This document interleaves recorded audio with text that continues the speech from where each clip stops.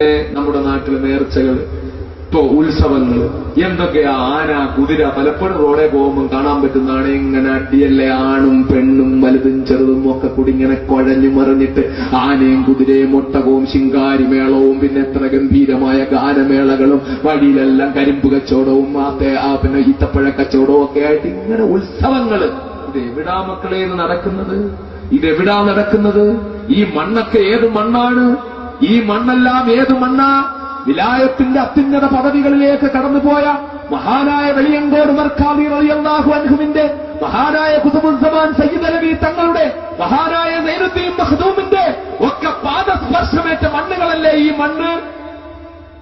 സ്വർഗത്തിലേക്ക് കൈപിടിച്ച് ജനതയെ കൊണ്ടുപോയ ആ മഹാരഥന്മാരുടെ പിന്തുടർച്ചാവകാശികളും നാട്ടുകാരും അവരോടുള്ള കടമ നിറവേറ്റുന്നത് പാതിരാത്തിൽ ആണും പെണ്ണും കൂടെ കൂടിക്കലർന്ന് ഗാനമേള നടത്തിയ മക്കളെ, ശിങ്കാരിമേളം നടത്തിയ, ആനപ്പുറത്ത് കയറിയ, ഏത് സഹാബിയാ ആനപ്പുറത്ത് കയറിയത്? അള്ളാഹുവിന്റെ റസൂലോ സഹാബാക്കളോ ഏതെങ്കിലും ആനപ്പുറത്ത് കയറ്റിയിട്ട് എന്തെങ്കിലും ഉത്സവം നടത്തിയോ? അള്ളാഹു ഖുർആനിലൂടെ ശപിച്ച് നശിപ്പിച്ച ആനപ്പട്ടാളത്തെ പറ്റിയല്ലേ പറയുന്നത്? ആനക്കൂട്ടത്തെ എങ്ങനെയാ റബ്ബ് തകർത്തേന്ന് നിങ്ങൾക്കറിയോ? അലം യജ്അൽ കൈദഹും ഫീ തളലീൽ വഅർസല അലൈഹിം ത്വയ്റൻ നബാബീൽ.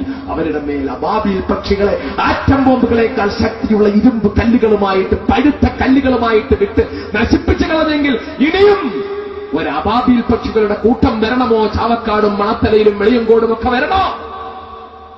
ഇനിയും അള്ളാഹുവിന്റെ ശാപം ഉണ്ടാകണോ? ഇനിയും ആനക്കൂട്ടങ്ങൾ തകരണോ? എവിടെന്ന് കിട്ടി ഈ സംസ്കാരം? ചെറുപ്പക്കാർ ഇതിനെതിരെ ചിന്തിച്ചേ പറ്റൂ. എന്നോട് ആർക്ക് വിരോധം തോന്നിയാലും വേണ്ടില്ല, ഇനിയുള്ള ഒരു കാലുള്ള ബോംബ് വെച്ച് തകർത്താലും കുഴപ്പമില്ല.